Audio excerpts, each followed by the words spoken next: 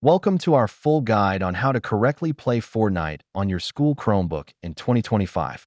Fortnite is one of the most popular games among students, combining creativity and competition. Before diving in, let's talk about the limitations of a Chromebook for gaming.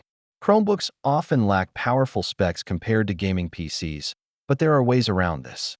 First, check the system requirements for Fortnite on your Chromebook to ensure you can play. Make sure your device meets the minimum specs. One great option is using cloud gaming services like GeForce Now. This allows you to stream Fortnite without needing high-end hardware on your Chromebook. If you prefer, you can also install Fortnite through the Epic Games launcher. Here's how to do it specifically for Chromebooks. A stable internet connection is crucial for optimal gameplay. Use Wi-Fi, but make sure it's strong to avoid lag during your gaming sessions.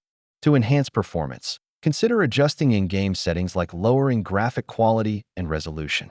This helps keep the game running smoothly. For a better gaming experience, use external peripherals like a mouse and keyboard. They make controls much more manageable on a Chromebook. Remember to play responsibly. Ensure that gaming does not interfere with your studies. Balance is key when enjoying Fortnite at school.